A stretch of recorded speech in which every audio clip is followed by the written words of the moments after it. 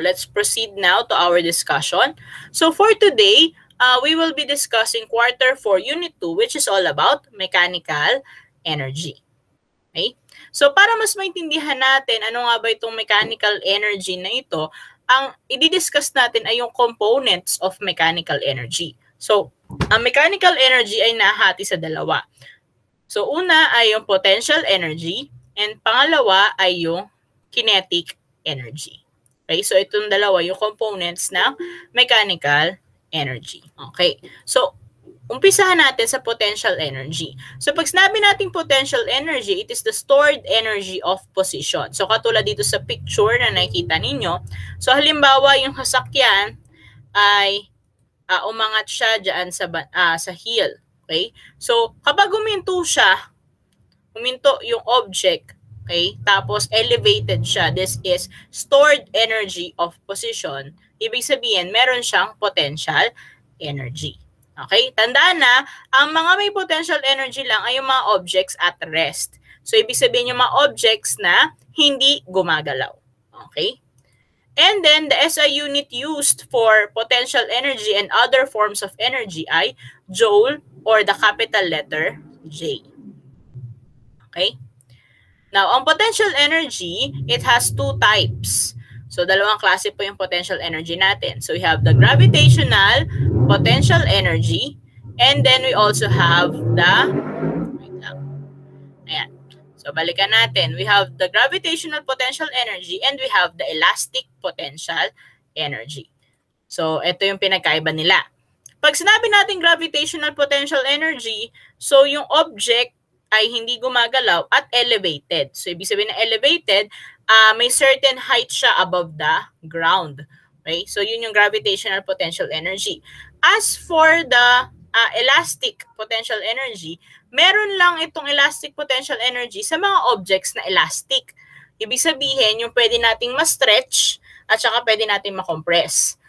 Isang maganda example nito ay yung spring. Itong nandito sa nasa picture. Okay? So, spring po yan na kino-compress. So, meron siyang elastic potential energy. O kaya yung rubber band, di ba, na hinihila. Okay? Yun din. Meron din siyang elastic potential energy. So, tandaan na, ang elastic potential energy, meron lang siya sa mga elastic objects. Pero pag hindi siya elastic object, halimbawa bato, o kaya may tali kayo, lubid, pero hindi siya elastic, yung hindi siya na-stretch, tsaka nako-compress, wala pa rin siyang elastic potential energy. So, ang possible lang na meron siya ay gravitational potential energy. Okay? Now, ang gravitational potential energy ay may dalawang factors.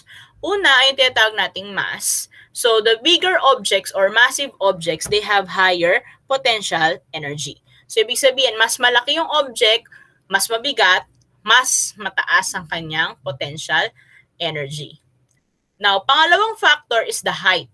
So, mas mataas yung object, mas malayo siya from the ground, mas mataas yung kanyang potential energy. So, more elevated or higher elevation, okay, mas mataas sa ground, mas mataas yung potential energy. Now, ito isang example. Yan.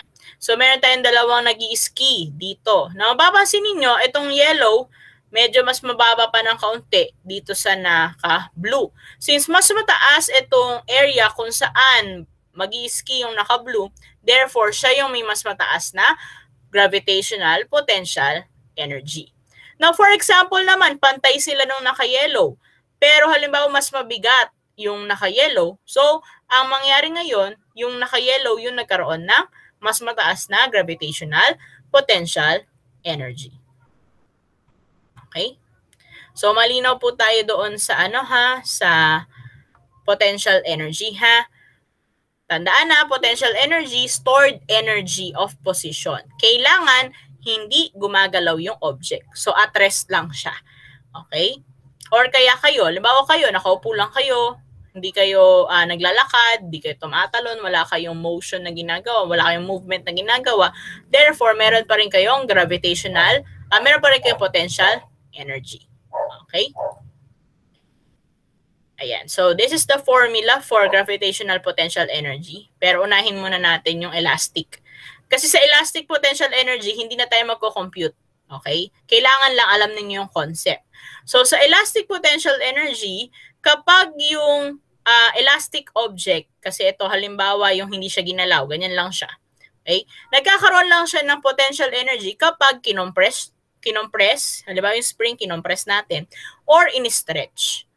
Ang maganda example dito, yung sa rubber band. Wala kasi ako example ng rubber band dito. Sa rubber band, di ba? Siguro na-try nyo na to nung maliliit kayo, no? Yung hinahatak nyo yung rubber band, tapos gusto nyo patamaan yung kaklase nyo. Di ba? So, bakit kaya masakit kapag tumama yung rubber band pag hinihila? Kasi dahil meron siyang elastic potential energy. The more kasi na ini-stretch natin yung rubber band, the more na mas mataas yung potential energy niya. Kaya kapag tumatama ngayon siya doon sa kaklase ninyo na gusto nyong patamaan, mas masakit yung nararamdaman niya kasi mataas yung elastic potential energy. Okay? So, malinaw po tayo dito, ha? Now, balikan po natin yung gravitational potential energy. So, ulitin natin na, pag gravitational potential energy, kailangan elevated, nasa mataas na lugar. Pwedeng nasa ibabaw ng lamesa, nasa second floor, nasa bubong, nasa itaas ng puno. Okay? So, yun yung mga possible na may gravitational potential energy. Okay? Ayan. So, ito ngayon yung formula. Sa formula natin, papasin nyo, tatlo lang yan. Okay, so we have PE grav is equal to mgh. M is the mass, G is the acceleration due to gravity, H is the height. Okay, so yun lang po yung formula niya. Now, kapag halimbawa ang tinatanong sa problem ay mass, so you have here PE grav divided by GH. Okay, so height naman ang hinahanap, number 3, we have P grav divided by mg. Okay po? Malinaw tayo sa formula, ha? Now, para mas maintindihan kung paano ginagamit yung formula, let's have sample problem number 1. So, sa sample problem number 1, a 50 kilogram boy runs up a staircase 4.25 meters high.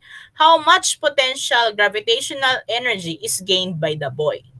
Sana naintindihan po yung diniscuss ko, ha, na concept. Kasi pagdating natin sa summative assessment, okay, sa summative assessment kasi hindi siya puro computation. Para hindi naman kayo manawa na computation at sumakit masyado yung ulo ninyo, no?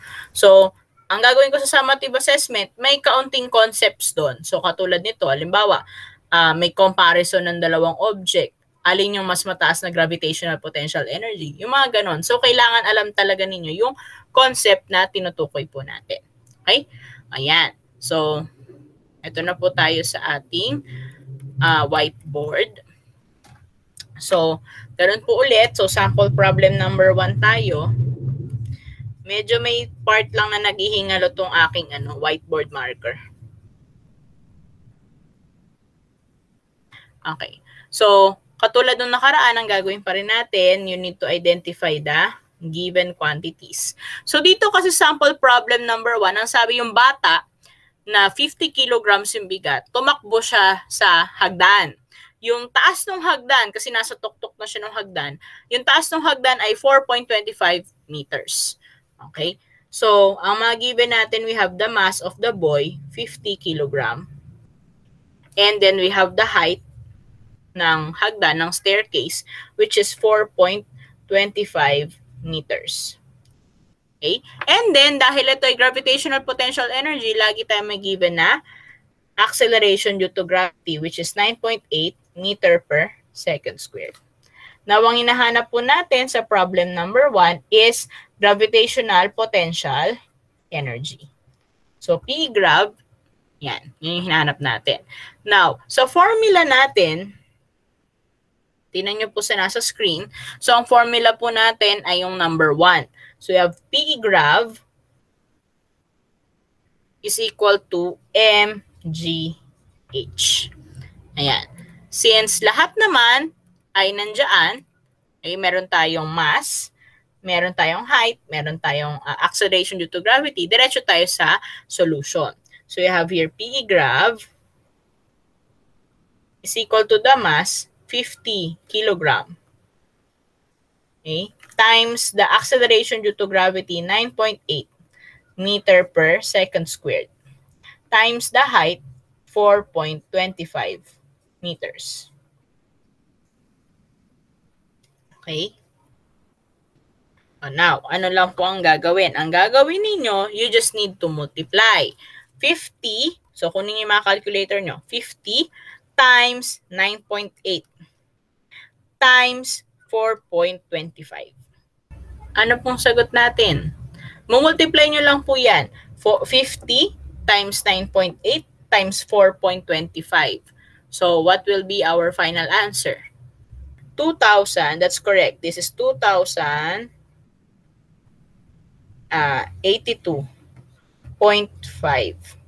Okay?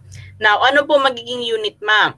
Ang unit, pag pinag-multiply mo kasi yan, kilogram times meter per second squared times meter, you will get kilogram meter squared per second squared.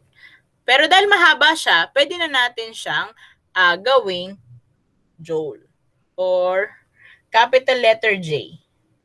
This is joule. Okay? So, kahit na alin po dito sa dalawa, pero siguro para mas madalian kayo, itong capital letter J na lang ang ilagay ninyong unit. Okay? So, malinaw po tayo. This is your final answer. Diba? Madali lang po. Mas madali siya compared dun sa last week nating discussion sa ating video lesson. Ayan. Ayan. Sample problem number 2 tayo. Sample problem number 2, how high is the position of a 45 kilogram boy relative to the ground if he gained a potential energy of 2,000 joules? Okay? So dito, nasa isang mataas na lugar na yung bata.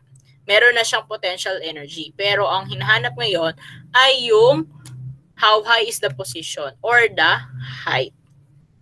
Okay? So sample problem number 2.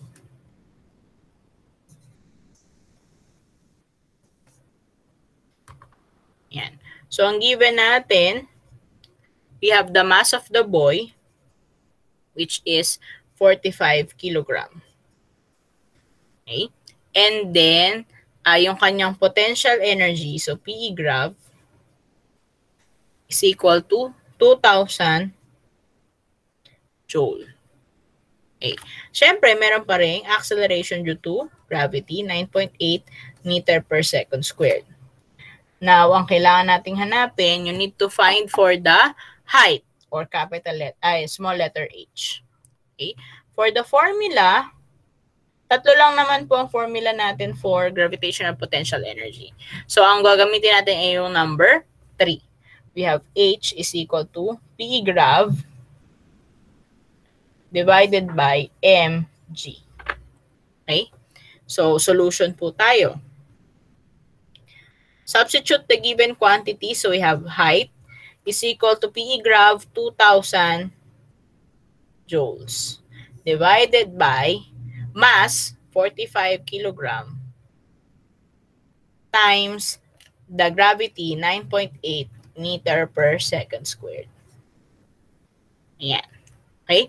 So, una nyo pong gagawin, i-multiply nyo muna itong nasa baba. So, kokopya lang natin yung 2,000 divided by 45, mali. So, sulat na natin to. 45 times 9.8.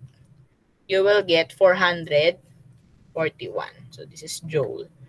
So, ang magiging unit ito is kilogram meter per second squared.